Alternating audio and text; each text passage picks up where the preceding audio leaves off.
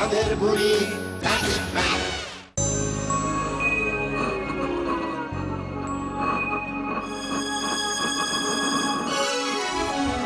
রূপকথারই গল্প শোনো, আসছে চাঁদের বুড়ি।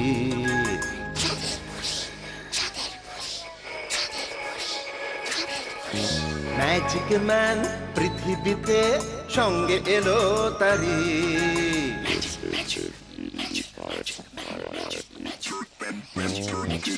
রূপকথারই গল্প শোনো, আসছে চাঁদের বুড়ি। ম্যাজিক ম্যান পৃথিবীতে সঙ্গে এলো তারি। গল্প হবে, ম্যাজিক হবে, হবে মজার খেলা। তোমরা যদি দেখতে চাও চলে এসো এই বেলা। চাঁদের বুড়ি, চাঁদের বুড়ি, ম্যাজিক ম্যান, ম্যাজিক ম্যান।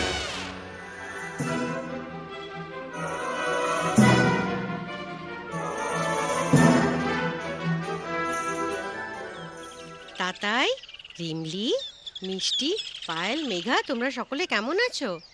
ভালো তো? হ্যাঁ, আমরা ভালো আছি। রিমলি, তোমার মুখটা অমন শুকনো শুকনো দেখাচ্ছে কেন? শরীর খারাপ নয় তো? কদিন আগে আমার না পেটটা খারাপ হয়েছিল। ডাক্তারবাবু এতগুলো ওষুধ দিয়েছিল। ইস, কি তেতো। জানো, ওনা বাইরের খাবার খাওয়ার জন্য রোজ রোজ বায়না করে। ওই খেয়েই তো শরীর খারাপ করেছে। রিমলি, এ তো ভালো কথা নয়। জানো, বাইরের খাবারে কত ধুলো ময়লা থাকে। রোজ রোজ ওইসব খাবার খেলে ডাক্তারবাবুর তেতো ওষুধ তো তোমায় খেতেই হবে। ঠিক বলেছো, বাইরের খাবার খেলে আমারও শরীর খারাপ হয়। আচ্ছা, এবার বলো তো দেখি, তোমরা খাওয়ার আগে হাত ধুয়ে নাও তো? ধুই তো, কিন্তু সব সময় মনে থাকে না। ওহো, তাহলে কেমন করে হবে? লক্ষ্মী সোনারা, তোমাদের সকলকে বলছি, খাবার আগে সকলে হাত ধুয়ে নেবে, কেমন? কি মনে থাকবে তো? হ্যাঁ হ্যাঁ, ঠিক মনে থাকবে। এবার গল্প বলো। তাহলে শোনো, আজ তোমাদের একটা অন্যরকম গল্প বলবো বলে ভেবেছি।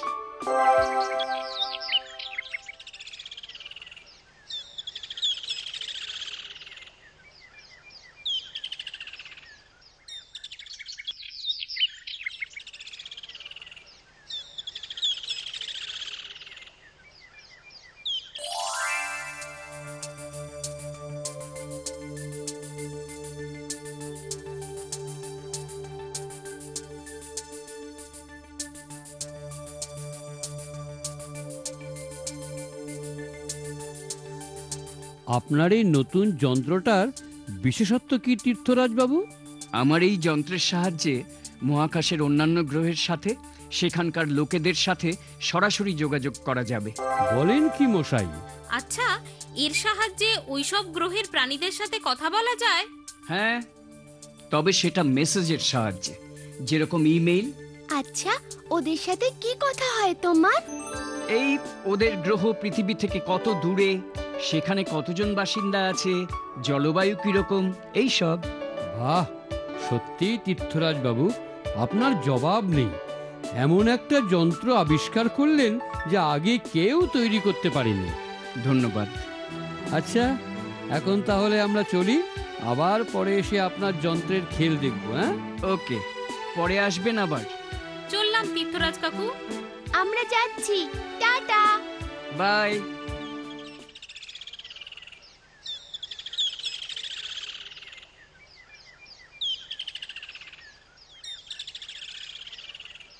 তীর্থরাজ বাবুর বাড়িতে কি দেখতে গিয়েছিলে? আর বলো না, লোকটা এমন অদ্ভুত যন্ত্র আবিষ্কার করেছে। তাই নাকি? কিরকম? আরে মা, ওই যন্ত্রের সাহায্যে মহাকাশের অন্যান্য গ্রহের সাথে যোগাযোগ করা যায়, সেখানকার লোকদের সাথে কথাও বলা যায়। ওমা, তাই নাকি? সত্যি লোকটার ক্ষমতা আছে বলতে হবে। এই রকম একটা যন্ত্র মহাকাশের অনেক রহস্য এর দ্বারা উদ্ধার করা যাবে। এই, এবার তাড়াতাড়ি খাবারটা শেষ করো, ঠান্ডা হয়ে যাচ্ছে তো।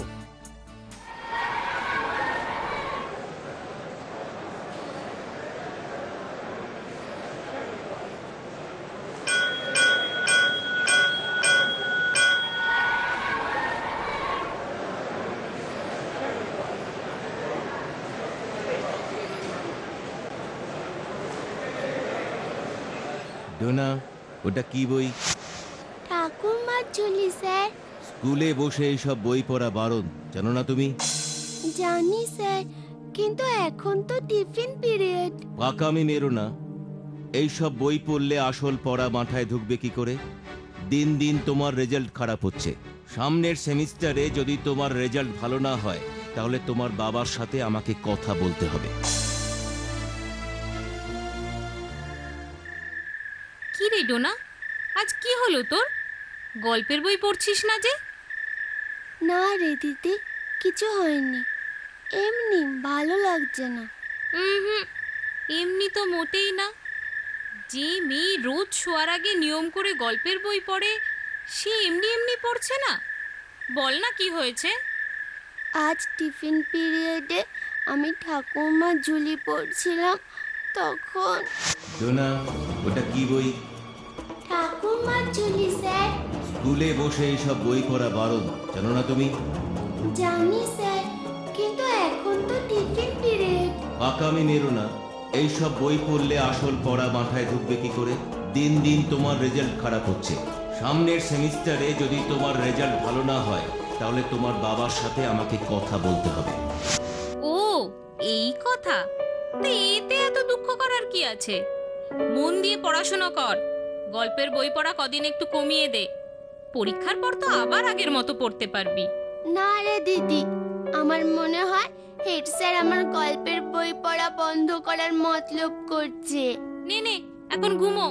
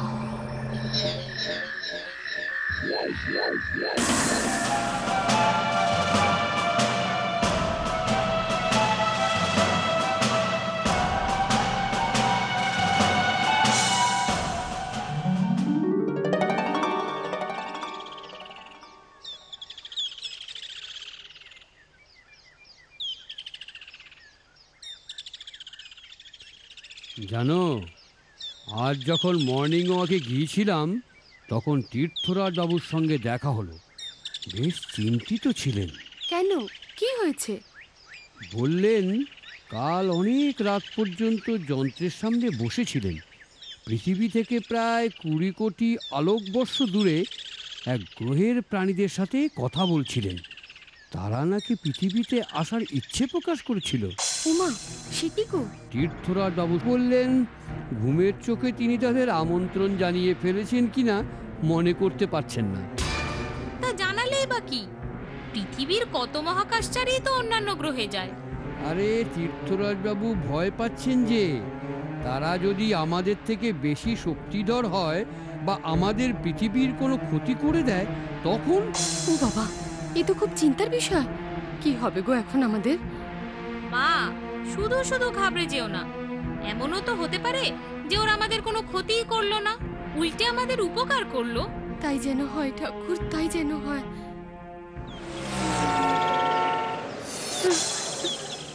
তুমি কে? এই রকম ড্রেস পরেছো কেন? আমি X122631AM, আর এটা আমার শুধু নয়, আমাদের গ্রহের সকলেরই এই ড্রেস। তার মানে তুমি অন্য গ্রহের প্রাণী? Yes yes. দেখো, আমি কাউকে কিচ্ছু বলবো না। তুমি আমার কোনো ক্ষতি করো না। আমি তোমার কোনো ক্ষতি করব না। আমি তোমার কোনো ক্ষতি করব না। আমি তোমাকে রক্ষা করব। আমি তোমাকে রক্ষা করব। আমি তোমার বন্ধু। আমি তোমার বন্ধু। তুমি তুমি আমার বন্ধু? কি মজা, কি মজা! কিন্তু তোমায় খুঁজে পাবো কি করে? আমায় ডাকলে আমি তোমার কাছে চলে আসব। কিন্তু তোমার যে নামটা বললে আমার মনে থাকবে না। তার থেকে তোমায় আমি একটা নতুন নাম দিচ্ছি। খুব ভালো, খুব ভালো। আমি তোমায় গোলাপি বন্ধু বলে ডাকবো। খুব ভালো নাম। তবে এখন আমি চলি।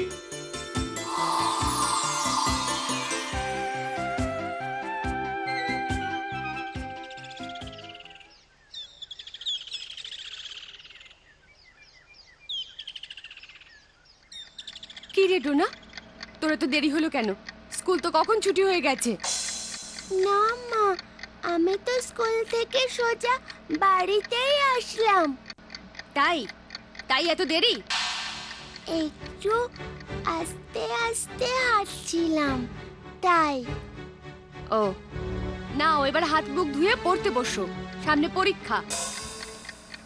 কি রে, এত তাড়াতাড়ি চলে এলি? আজ তো টিউশন ছিল না? হ্যাঁ মা, স্যারের শরীর খারাপ তাই পড়ালো না।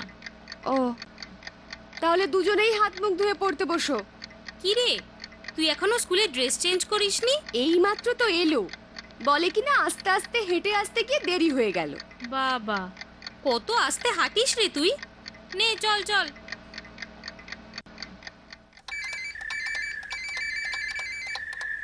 হ্যালো, কে? হ্যালো, আমি হ্যাঁ বলো, কি হয়েছে? বলছি আমার আসতে একটু দেরি হবে। কেন?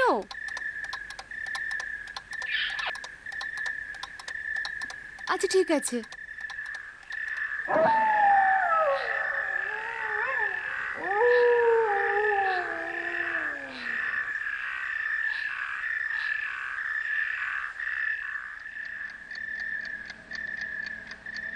মা, বাবা এখনো আসলো না কেন? ফোন করেছিল? হ্যাঁ, তোর বাবার আসতে একটু দেরি হবে, স্পেশাল ডিউটি পড়েছে। কি স্পেশাল ডিউটি মা? বলল নীলকুঠির মাঠের মধ্যে একটা অদ্ভুত রকমের গর্ত হয়েছে, গোল করে। সন্দেহ করা হচ্ছে যে সেটা বোধহয় কোনো মহাকাশযানের দ্বারা সৃষ্টি হয়েছে। তার মানে বাবা যে সেদিন বলেছিল, ওই তীর্থরাজ কাকু বাবাকে যা বলেছে সেটাই হয়েছে। তাহলে তো এখনই গিয়ে তীর্থরাজ কাকুকে বলতে হয়। হ্যাঁ, তীর্থরাজ বাবু যে ভয়টা পাচ্ছিলেন সেটাই হয়েছে বলে মনে করা হচ্ছে। তোর বাবার সাথে তীর্থরাজ বাবুও সেখানে গেছেন পরীক্ষা করতে। আজ ভোরবেলা নীলকুঠির মাঠে গোলাকার এক অদ্ভুত ধরনের গর্ত দেখতে পাওয়া যায়। পরে বিজ্ঞানীদের একটি দল পরীক্ষা করে জানায় এটা কোনো মহাকাশযানের দ্বারা সৃষ্টি হয়েছে। তবে মহাকাশযানটা পৃথিবীর কোনো মহাকাশযান নয় বলেই সন্দেহ করা হচ্ছে। হে ভগবান, এবার কি হবে? আমাদের যদি কোনো ক্ষতি হয়? মা, শুধু শুধু চিন্তা করো না। আমাদের কোনো ক্ষতি হবে না, বরং উপকার হবে। কি সব বলছিস? উপকার হবে না ছাই, ঠাকুর রক্ষা করো।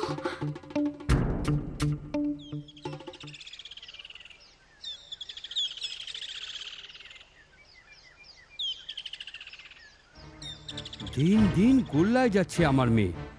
আগে কত ভালো নাম্বার পেত, এখন 90% থেকে নেমে আগের বার পেল 70%। তাও ঠিক আছে, মাঝে শরীরটা খারাপ হলো, কিন্তু এবার একেবারে 50%। এত কম? কি করিস বলতো তুই? দিন দিন গোল্লায় যাচ্ছিস। আপনাদের ছোট মেয়ের এইরকম রেজাল্টের কারণ তার গল্পের বই পড়া। স্কুলের মধ্যে টিফিন পিরিয়ডে বসে ম্যাথ প্র্যাকটিস না করে ও গল্পের বই পড়ে। আমি অনেকবার ওকে বারণ করেছি, শোনেনি। তার ফল আজকে এই রেজাল্ট। কি করা যায় বলুন তো? ওর গল্পের বই পড়া বন্ধ করতে হবে।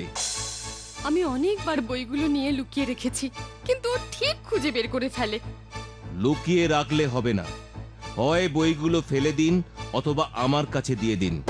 ফাইনাল এক্সামের পরে আবার ওকে ফেরত দিয়ে দেবো। তারপর আবার পড়াশোনার চাপ বাড়লে আবার আমার কাছে রেখে দেবো। হ্যাঁ হ্যাঁ, সেই ভালো, ঠিক বলেছেন। এই যাও তো, ওই ডোনার বইগুলো সব নিয়ে এসো।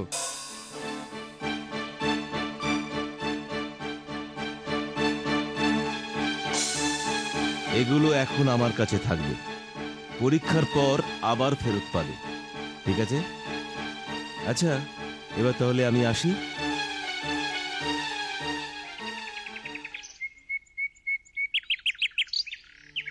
গোলাপি বন্ধু, গোলাপি বন্ধু, তুমি কোথায়? তোমার সাহায্য আমার দরকার। তুমি কোথায়? এসো আমার কাছে। আমি এসে গেছি। তুমি এসে গেছো? আমার খুব বিপদ, আমাকে সাহায্য করো। কি হয়েছে? কে তোমায় দুঃখ দিয়েছে? আমাদের স্কুলের হেড স্যার।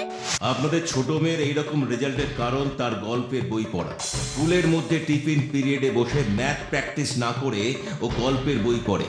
আমি অনেকবার ওকে বারণ করেছি, শোনেনি। ওর গল্পের বই পড়া বন্ধ করতে হবে। আমি অনেকবার বইগুলো নিয়ে লুকিয়ে রেখেছি, কিন্তু ও ঠিক খুঁজে বের করে ফেলে। লুকিয়ে রাখলে হবে না, হয় বইগুলো ফেলে দিন অথবা আমার কাছে দিয়ে দিন। ফাইনাল এক্সামের পরে আবার ওকে ফেরত দিয়ে দেবো। তারপর আবার পড়াশোনার চাপ বাড়লে আবার আমার কাছে রেখে দেবো। ঠিক আছে, তুমি কোনো চিন্তা করো না, সব ঠিক হয়ে যাবে। আচ্ছা, তোমার এই হেড স্যার কোথায় থাকে? নীলকুঠির মাঠের পাশে, যেখানে তোমাদের যানটা নেমেছিল। বাড়িতে কখন থাকেন উনি? আজ বিকেলে বোধহয় ওনার একটা টিউশন আছে, সেটা করে সন্ধ্যের পর উনি বাড়ি ফিরবেন। ওকে।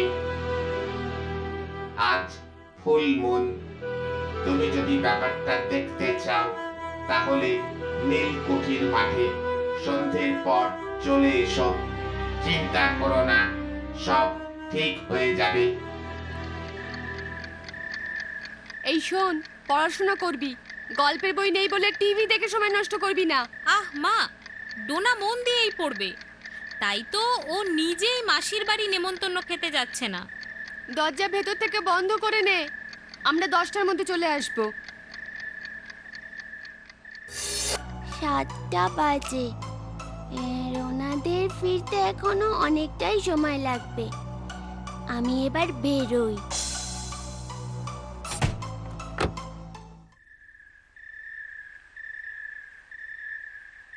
আমাকে আসতে বলে গোলাপি বন্ধু নিজেই এখনো আসলো না। আরে, কি একটা এদিকে আসছে বলে মনে হচ্ছে। আমাকে এভাবে এইখানে দেখলে তো খুব মুশকিল হবে। বন্ধুর কথাও বিশ্বাস করবে না কেউ। লুকিয়ে পড়ি। আরে, মাঠের ওদিকটায় কি নড়লো? গিয়ে দেখি তো একবার। রোনা, তুমি এখানে এই সময়? যা, এবার কি হবে? না মানে স্যার, আসলে কিছু বলার দরকার নেই, চলো বাড়িতে। তোমার বাবা মাকে সব বলছি।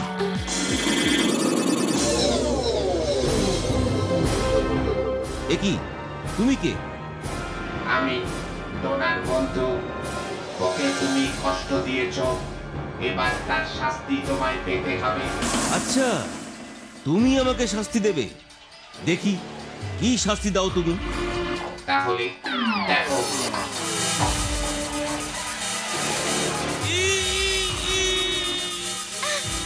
কি করছো? হেড স্যারকে তুমি মেরে ফেলবে নাকি? হেড স্যারকে ছেড়ে দাও। না, শুধু শাস্তি দিচ্ছি, ওনার কোনো ক্ষতি হবে না। চিন্তা করো না, তুমি গল্পের বই পড়ে যাও না। Everything is alright.